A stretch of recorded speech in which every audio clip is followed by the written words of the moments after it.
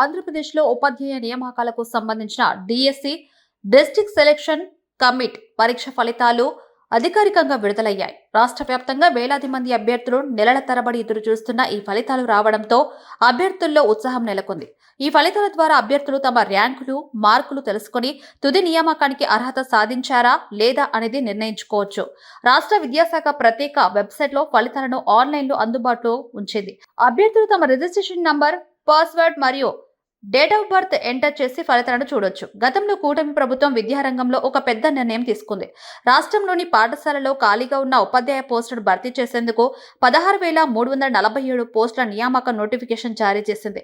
ఈ నోటిఫికేషన్ కేవలం ఉద్యోగ నియామకాలకే కాకుండా పాఠశాలలో బోధన ప్రమాణాలను మెరుగుపరచడానికి, విద్యార్థులకు మెరుగైన శిక్షణ అందించడానికి ముఖ్యమైన అడుగుగా భావించబడింది. ఈ స్థాయి నియామకం ఒకేసారి జరగడం విద్యారంగంలో ఒక చారిత్రాత్మక సంఘటనగా నిలిచింది. నోటిఫికేషన్ వెలువడిన తర్వాత రాష్ట్రం నలుమూలల నుండి విపరీతమైన స్పందన వచ్చింది. మొత్తం 3,36,307 మంది అభ్యర్థులు ఈ పరీక్షలకు దరఖాస్తు చేశారు. ఇది ఉపాధ్యాయ వృత్తికి రాష్ట్రంలో ఉన్న గౌరవాన్ని, స్థిరమైన ప్రభుత్వ ఉద్యోగం పొందాలనే తపనను స్పష్టంగా చూపిస్తుంది.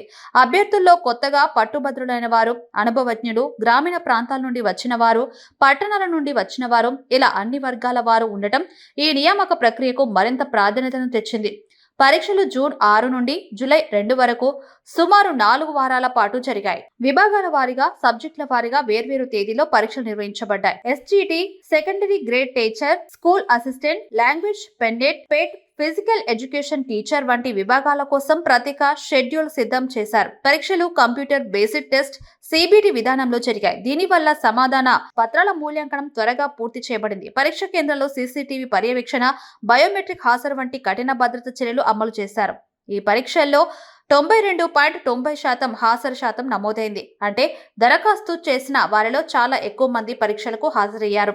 ఇంత పెద్ద స్థాయిలో జరిగే నియామక పరీక్షల్లో సాధారణంగా 80 నుంచి 85% హాజరు ఉండటం సహజం. కానీ ఈసారి దానిని మించి 92% దాటడం గమనార్హం.